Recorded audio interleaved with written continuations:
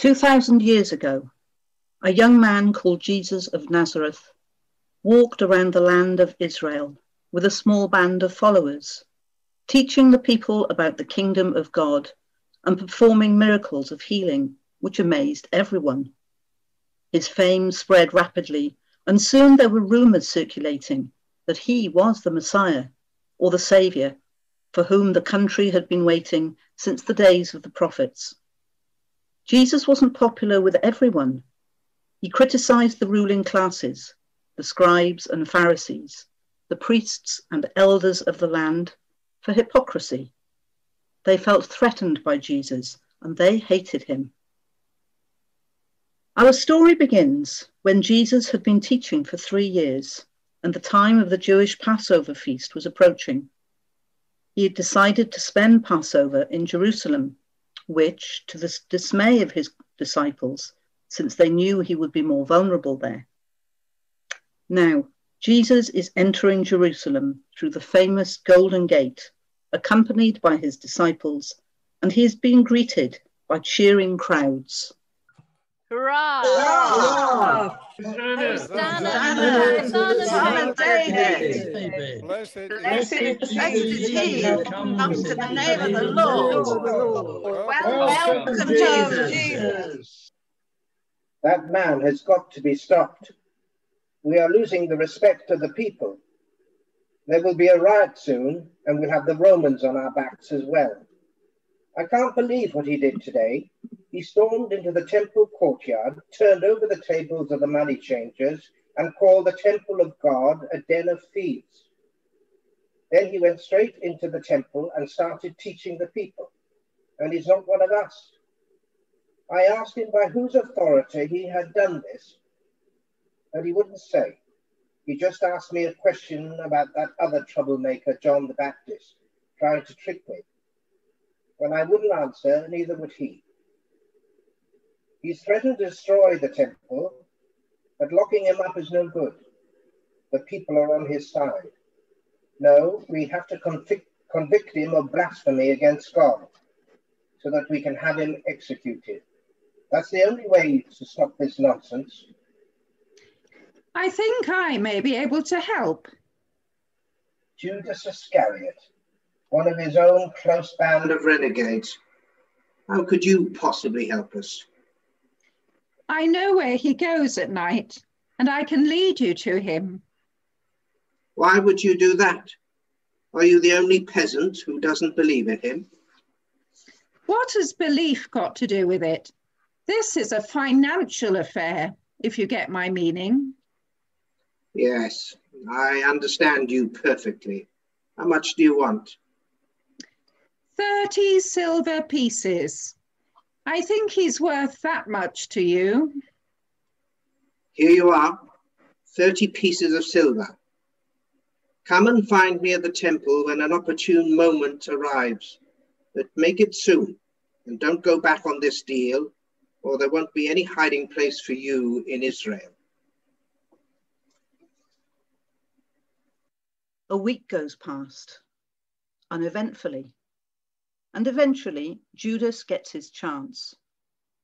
Jesus and his 12 disciples need a quiet room in which to celebrate the first day of Passover, and Jesus tells them of a place which is willing to house them. Judas slips away to notify Caiaphas. Jesus knows that Judas will betray him, but does nothing to stop him leaving on his own before the rest of them. Jesus and the remaining 11 disciples go off as planned to the Garden of Gethsemane on the Mount of Olives, a quiet and lonely place outside the city of Jerusalem. Our story continues from there.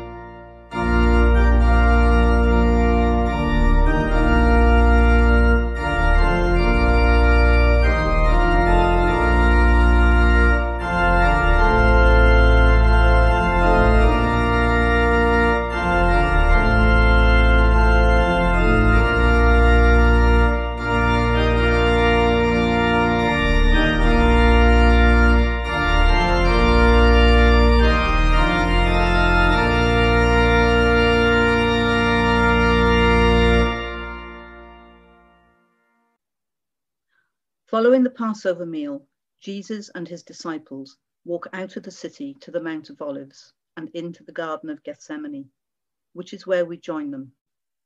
Jesus knows what is going to happen to him, and he is worried and afraid.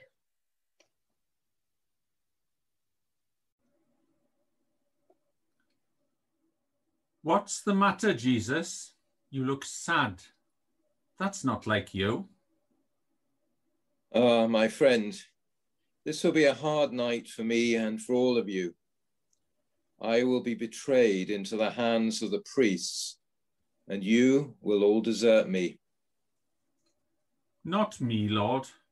I will never desert you. Even if I have to die for it, I will stand by your side. Oh, Peter, Peter, so impetuous.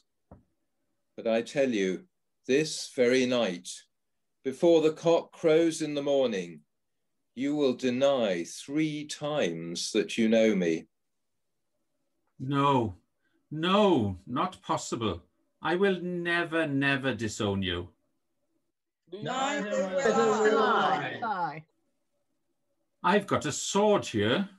They'll never take you while I am alive. I've got one too, Jesus. Do you think 2 swords is enough? Yes, I'm sure that's all we will need. But you need to pray earnestly that you won't lose courage and fall victims to temptation. Wait here, watch and pray while I go over there by myself for a while.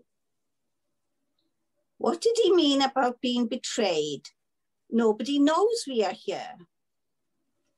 Anyway, they've tried to get hold of him several times before, and they haven't succeeded. But I've never seen him so worried and unhappy.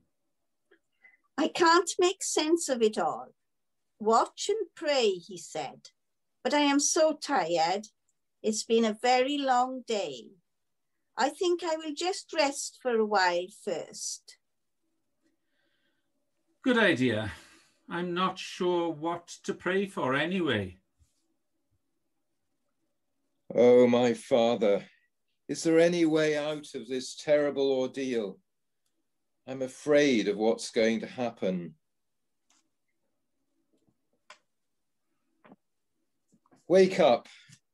Is it too much to ask you to pray for a few minutes? Father, give me the strength to endure the suffering that is coming, if it is really your will that I should go through with it.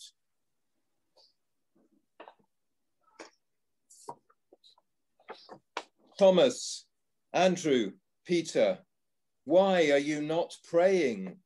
Don't you understand what is happening? The spirit is willing, but the flesh is weak.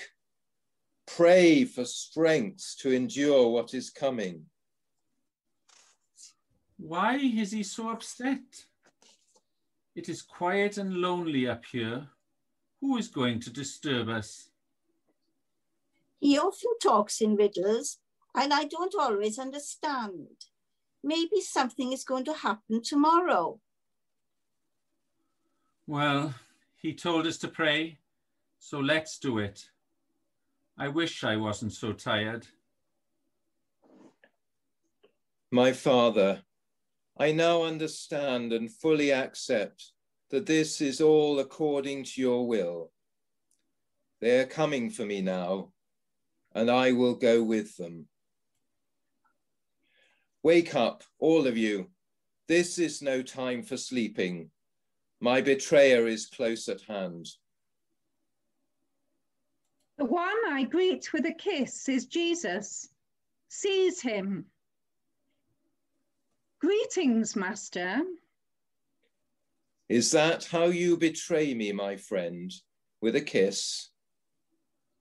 Peter, put your sword away.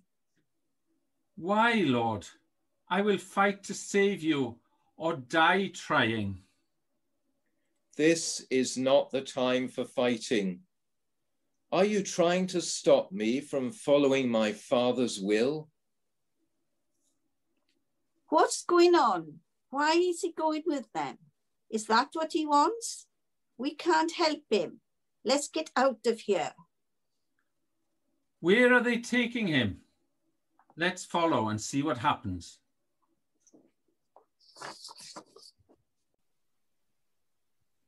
The soldiers are taking Jesus to the house of Caiaphas, the high priest, where he will be tried for blasphemy. Judas is with the group of soldiers, keeping well away from Jesus. Peter and a couple of other disciples follow at a safe distance. Let us follow them and watch and see what happens there.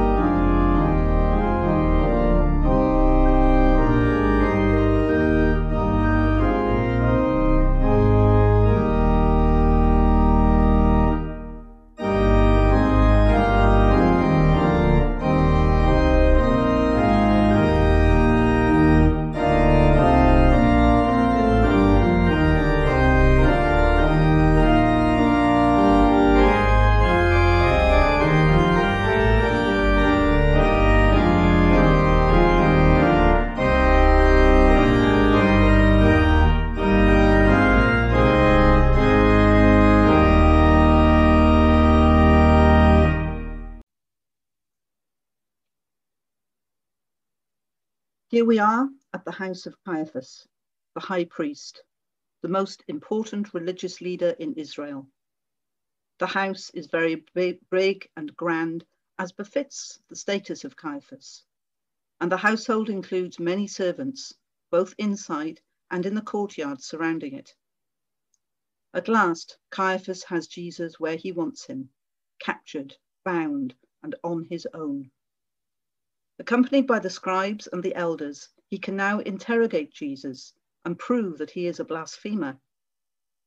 To that end, Caiaphas has engaged the services of several people who have been paid to give evidence against Jesus. Peter has followed Jesus at a distance and is now waiting anxiously to see what will happen. Judas is also there, hovering in the background. At Jesus' trial, before Caiaphas begins, Judas is beginning to realize just what he has done.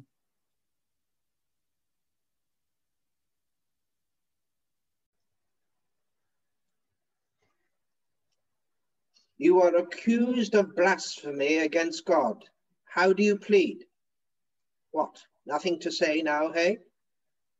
You had plenty to say when you had that rabble around you, eating out of your hand.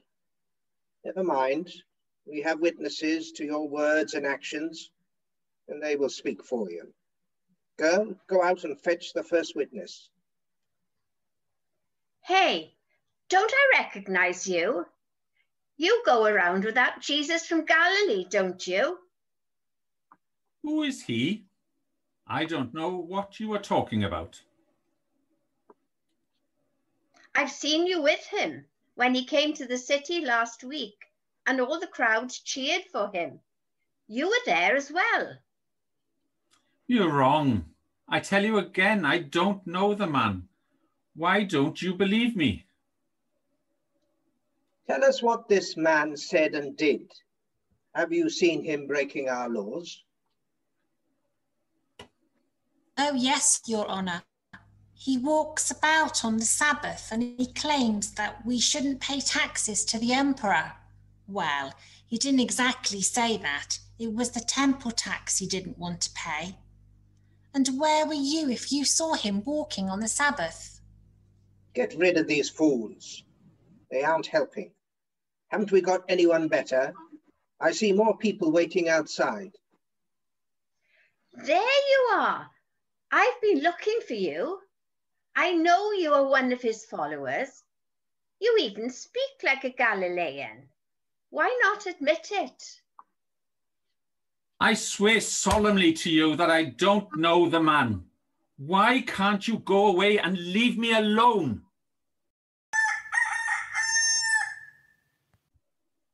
Someone get the other witnesses. What did this fellow say about our sacred temple? He said he was going to knock it down and then rebuild it in 3 days. He said that someone else had to knock it down and then he would build it again, but not using his hands. Do you still have nothing to say in your defense? Can't you hear the charges they're bringing against you? Say something. I put you under oath to the living God to tell us if you are the Messiah, the Son of God. Yes, I am. And you will see the Son of Man seated at God's right hand and coming on the clouds of heaven. Blasphemy. You have all heard it for yourselves. What do you think? He deserves death. What do you want? You've done your job and been paid. Be off with you. Done a terrible thing in betraying an innocent man. What is that to us? As you said, it was just a financial affair as far as you were concerned. Please take back your money. Let him go free. He's done nothing wrong. Get out of here before I have you arrested as well. Caiaphas has got what he wants, but Israel is an occupied land and he has no power to put people to death. He now has to persuade the Roman governor, Pontius Pilate, to agree that Jesus should die. Caiaphas and his retinue take Jesus down to Pilate's court, and it is now Pilate's turn to question him.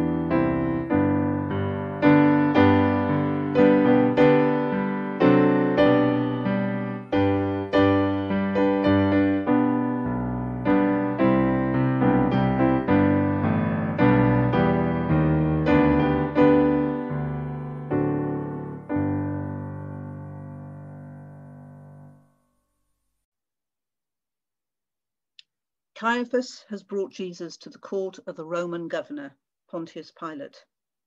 But Caiaphas does not enter the building.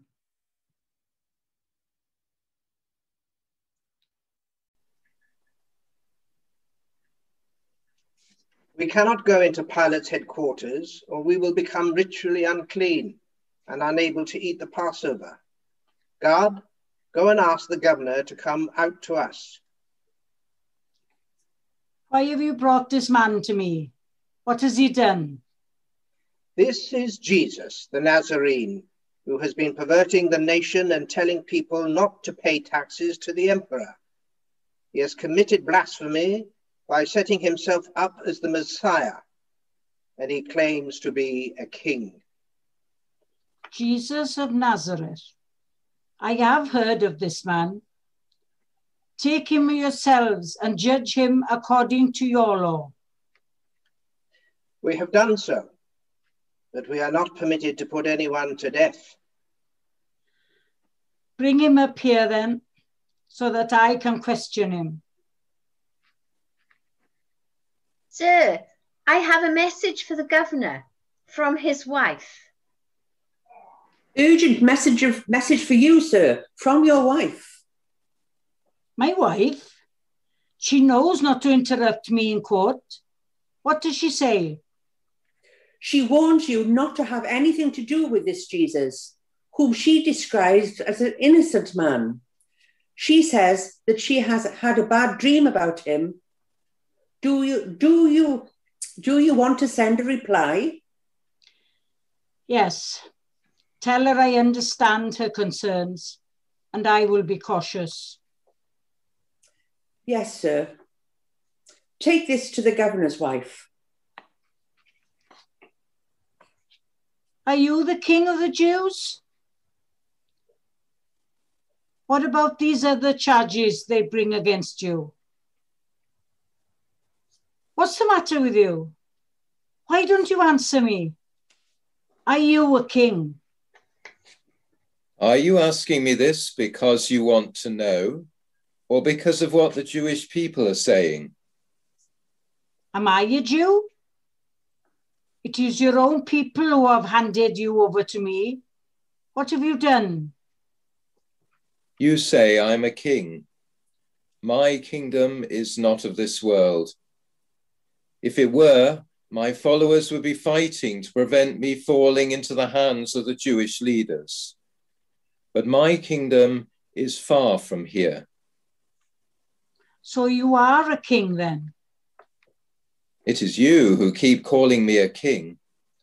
But I was born and came into the world to bear witness to the truth. Anyone who belongs to the truth listens to my voice. Truth? What is truth? Whatever this man is, he's done nothing wrong as far as I can see. I'd like to release him. These priests are jealous of him, but I've heard that the common people love him. So why not appeal to them? As it is the Passover time, you could offer to release either Jesus or that bandit who led an insurrection and was found guilty of murder.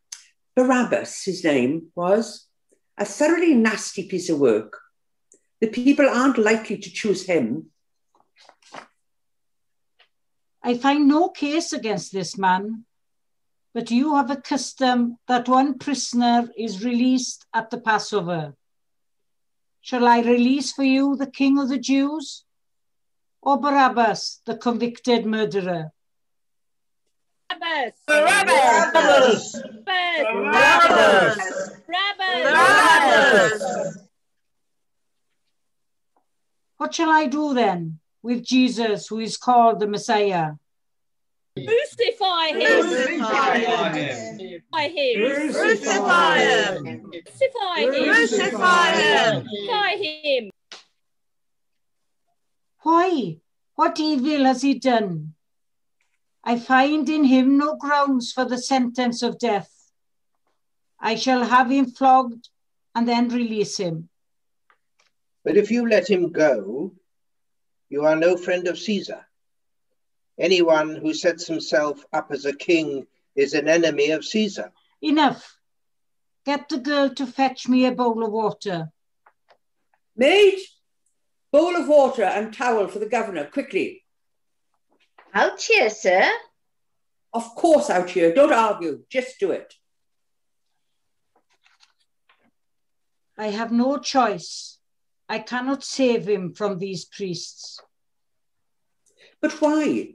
You know that the old priests have no real power. They can't force you. You heard their threat. I can't risk the emperor finding out that I let a would-be king go free. It would mean recall to Rome, and then I am innocent of the blood of this just man. See to it yourselves. Take him away and flog him. Sir, what inscription would you put on the cross? We usually put the crime, but Pilate, but he has committed no crime. He was no threat to the emperor, only to the power of the Jewish priests, because he claimed to be their Messiah or king. I know, right? Jesus of Nazareth, King of the Jews. The priests won't like that, sir. They will want to change it to, he said he was King of the Jews, or something similar. What will you say to them? I shall say, what I have written, I have written. Make sure it is inscribed in the Jewish language and Latin and Greek, so that everyone can understand it, especially the priests. Yes, sir. In the barracks, the soldiers flog Jesus and then mock him. They dress him in a purple robe and press a crown of thorns upon his head. They bow to him and say, "Hail, King of the Jews." He is blindfolded and struck repeatedly with calls of, "Prophesy to us, O Christ. Who is it that struck you?" Throughout this ordeal, Jesus says nothing. He is mocked and flogged. And the soldier shouts to the crowd, "Here he is." Crucify him! Jesus is exhausted and weak from loss of blood and seems likely to fall at any moment, but he has to carry his own cross to the place of execution. Let us follow him as he begins his last journey. The crowd is following, with the soldiers hitting him continuously. As Jesus weakens more, the soldiers intervene and drag Simon of Cyrene to help him. Jesus stumbles along behind. They pass a group of women crying and wailing, and one of them comes forward and wipes his face with a cloth. Jesus looks at them. Daughters of Jerusalem, weep not for me, but for yourselves and for your children.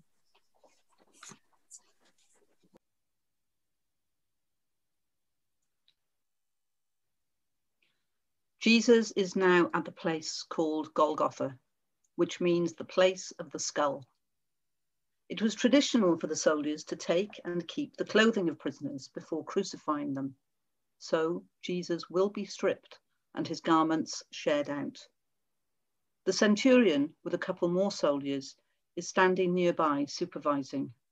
There is also a group of priests. Separately, John the disciple, Mary, Jesus' mother, and several other women followers are standing.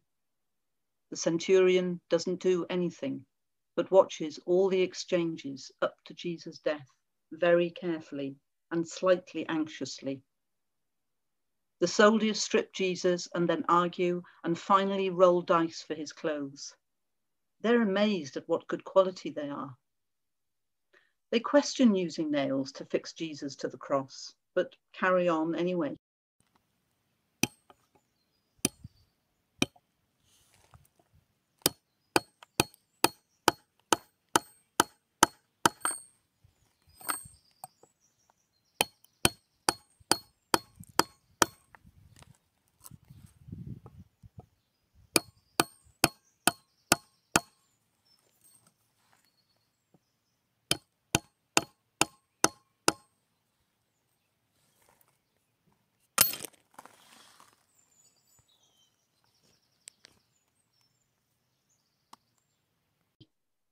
They make a crown using a thorn bush and put it onto his head until it bleeds.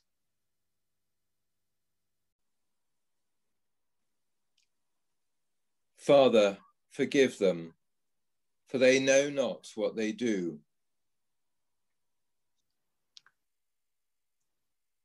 They hear Jesus say that he forgives them. It unnerves them, but they carry on. They nail a sign above his head that says, Jesus of Nazareth, King of the Jews. This upsets the priests who have come to watch, and they start to mock Jesus. They shout, "You claim to help others, but you aren't so good at helping yourself, are you? Rebuild the temple in 3 days? Don't make me laugh." Either side of Jesus, the soldiers put 2 further crosses for thieves who are being executed. One shouts out to Jesus for help and is chastised by the other, who also asks for mercy by saying, "Jesus, remember me when you come into your kingdom." Truly, I tell you, today you will be with me in paradise. Mother, here is your son. John, here is your mother. Eloi, Eloi, lama sabachthani. My God, why have you forsaken me? The crowd strains to hear what he has said, and they think he is calling Elijah to help. He is offered a sponge with vinegar to wet his lips. Jesus tastes it, but does not drink.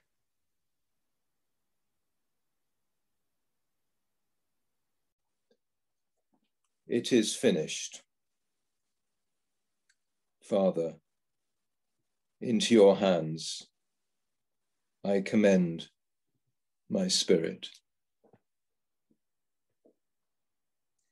Truly, this man was the Son of God.